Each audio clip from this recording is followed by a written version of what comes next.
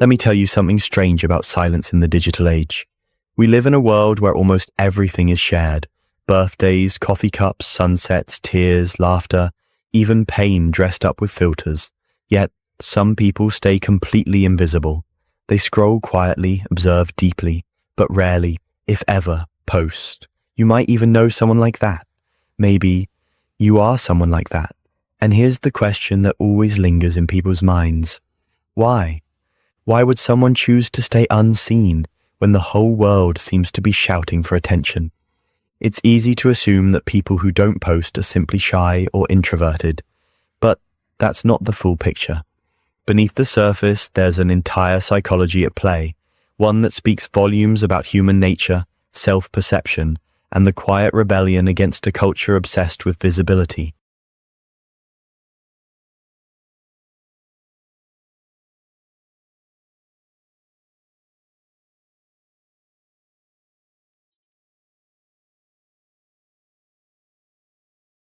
See, for some people, silence is not emptiness, it's control. It's the power to choose what the world doesn't get to know. Because whether we admit it or not, social media has subtly reshaped how we define ourselves. It rewards display, it praises noise, and yet those who stay in the shadows are often the ones who see everything most clearly. They watch without needing to interrupt. They think before reacting. They analyze before judging. Psychologists have found something fascinating. People who refrain from posting frequently often score higher on traits like self-restraint, introspection, and emotional independence. They tend to be less influenced by social comparison and external validation. In other words, they aren't trying to prove who they are. They're trying to understand it. And in a world drowning in performances, that's rare. Because let's be honest, most of what we post is not just communication, it's identity crafting. It's an unconscious audition for belonging. Every caption, every photo, every status update says, "This is who I am. Do you approve?" But when you stop posting, something shifts. You begin to detach your worth from digital applause. You stop thinking in captions. You start experiencing moments for yourself again, instead of for a lens. And that's the secret psychology behind many people who don't post. They crave authenticity in a space where everything feels staged. They don't hate social media. They just can't find themselves in it anymore. It's not about being anti-technology or anti-social. It's about refusing to reduce your life into highlights. Because when you've seen how easy it is to manipulate perception, you start valuing what can't be posted. Silence, depth, imperfection, truth. For some, the decision not to post comes after a kind of emotional burnout. Maybe they once did share everything, until one day it stopped feeling real. They realized that every time they shared something beautiful, they felt an invisible pressure to keep outdoing it. They weren't living anymore, they were performing. So they quit, quietly, no announcement, just a slow disappearance from the feed. But here's what's often misunderstood. Not posting doesn't mean not feeling. It doesn't mean they don't care. It often means they care too much, about presence, about meaning, about protecting what's sacred. There's a concept in psychology called psychological ownership. It's the feeling that something belongs deeply to you, a thought, a memory, an experience. And when you post it, that sense of ownership fades just a little. The moment becomes shared property, open to judgment, misinterpretation, even mockery. So people who don't post are often guarding their sense of ownership over life itself. They keep their moments untouchable, private, pure. And maybe that's not sadness or withdrawal. Maybe it's a quiet kind of freedom. Because think about it. When was the last time you did something meaningful and didn't feel the urge to share it? When was the last time you laughed, cried, or achieved something and didn't immediately think of posting it online? That reflex, that need to display, is not natural. It's conditioned. It's the product of a decade of likes, shares, and dopamine loops training our brains to equate validation with value. And when someone steps outside that system, it can feel like rebellion. But it's also healing. They start rediscovering the simplicity of doing things for themselves again. Cooking without photographing it, traveling without tagging it, feeling without explaining it. In that space, something awakens, a kind of self-awareness that doesn't need an audience. But not everyone who doesn't post is doing it from a place of peace. Some are driven by fear, the fear of judgment, rejection, or being misunderstood. Social media has amplified a subtle form of anxiety psychologists call self-presentational pressure. It's the constant awareness that you're being watched, even when you're not. And for many, that's exhausting. They worry that what they say might be misread, or worse, ignored. So they retreat, not because they don't want to connect, but because the cost of visibility feels too high. They want to be seen, but only truly, not superficially. And ironically, sometimes the quietest people online have the loudest thoughts in their minds. They're not absent, they're overflowing. They just choose stillness instead of spectacle. There's a deep philosophical undertone to that silence. In a world that constantly says, "Look at me," choosing invisibility becomes a form of self-definition. It's saying, "I exist beyond your perception." They might scroll through others' lives, nodding, smiling, sometimes aching, but they rarely project, because they understand something most don't. Not everything you experience is meant to be witnessed. Sometimes the most profound things in life, growth, grief, transformation, happen quietly, unseen, unposted. And when you've lived through enough of those private transformations, you start realizing that being unseen is not the same as being insignificant. It's actually where identity is formed, not performed. This is where the paradox lies. Social media was designed to connect us, yet it often leaves people feeling more isolated than ever. When you don't post, you stop chasing digital closeness and start rebuilding real ones. You begin noticing who checks in on you without the need for updates. You learn who remembers you without reminders. That kind of connection, raw, unbroadcasted, feels heavier, warmer, and infinitely more real. And the people who don't post, they live in that space. They build relationships that don't need proof. They find comfort in the unshared moment, and they let life unfold without turning it into content. Part of this is also about identity security, knowing who you are even when nobody's watching. When you're comfortable in your own company, you don't need an audience to validate your worth. That's not arrogance, it's peace. And ironically, the same people who don't post often have the most interesting stories to tell, but they save them for when you're sitting across the table, not across the screen. Because real connection to them isn't measured in comments or likes. It's in shared silence, in eyes meeting, in laughter that doesn't need witnesses.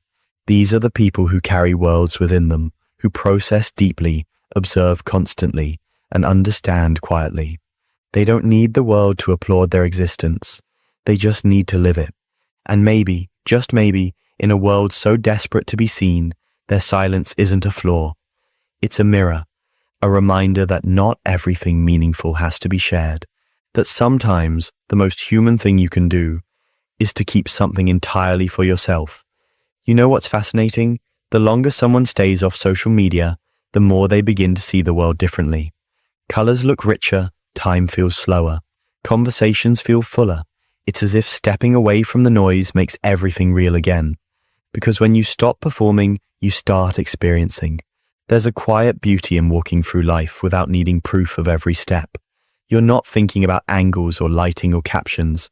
You're just there, fully alive, inside the moment instead of outside it. And that's something social media rarely lets us do anymore. But the psychology behind this goes deeper than preference or taste. It's rooted in how our brains process validation. Every time we post something online and it gets attention, likes, comments, hearts, our brain releases dopamine, the same chemical involved in reward and addiction. Over time, we begin to crave that validation. We start thinking in terms of shareable experiences instead of real ones. Now imagine someone who resists that loop. Someone who deliberately chooses to disconnect from the dopamine cycle. That's not disinterest. That's discipline. It takes self-awareness to resist something designed to keep you hooked. People who don't post often have a strong internal locus of control. A psychological term meaning their sense of worth and happiness comes from within, not from external approval. They don't need the digital echo of "you're enough" to believe it. And here's what's even more interesting. Studies show that people who take long breaks from posting or consuming social media content often experience a measurable increase in emotional stability and life satisfaction, Because when your sense of identity is no longer being constantly mirrored back to you, it becomes solid, it becomes real. You're no longer editing your life into something digestible. You're living it in all its messy, beautiful, unfiltered complexity. And maybe that's the real rebellion, to stay whole in a world that rewards fragments. But silence online doesn't always mean serenity. Sometimes it hides exhaustion. For many, social media became a place where they once sought connection, but ended up feeling drained. There's a subtle emotional fatigue that comes from witnessing everyone's highlight reels while you're still trying to piece together your own behind the scenes. You start comparing, even when you don't mean to. You start questioning your worth, even when you know better. And eventually some people decide to step away, not out of bitterness, but out of self-preservation. They realize they don't owe the world a performance. They don't owe an explanation for their silence. And they don't need to keep proving they're happy just to be believed. That's one of the quiet truths of this generation. We've confused visibility with value. We assume that to matter, we must be noticed. But real meaning doesn't need witnesses. Some of the most meaningful moments of your life, the ones that shape who you are, will happen without a single person watching. No cameras, no captions, no audience, just you. And maybe that's what those who don't post understand best. They know that privacy is not loneliness. It's intimacy with yourself.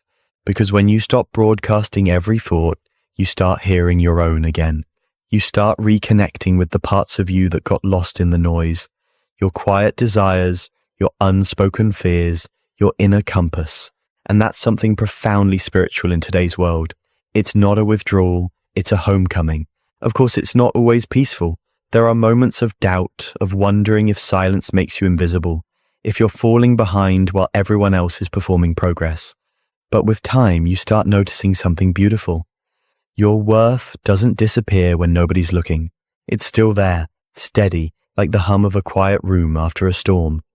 And maybe that's what real confidence looks like. Not the loud declaration of self online, but the calm assurance of self offline. Some people say, if you didn't post it, did it even happen?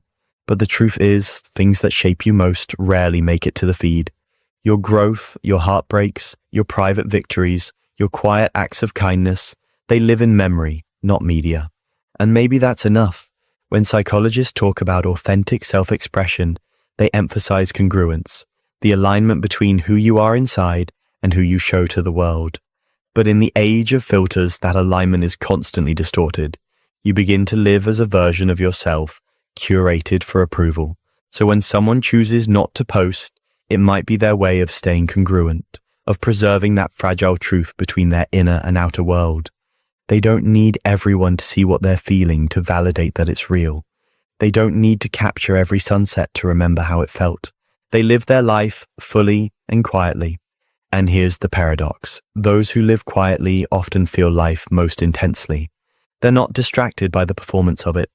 They absorb details others miss. The way light changes on a wall, the pause before someone speaks, the sound of distant laughter. They are present, and presence is the rarest currency in a world built on attention. But sometimes that very presence makes them misunderstood. People might label them as detached, mysterious, even cold.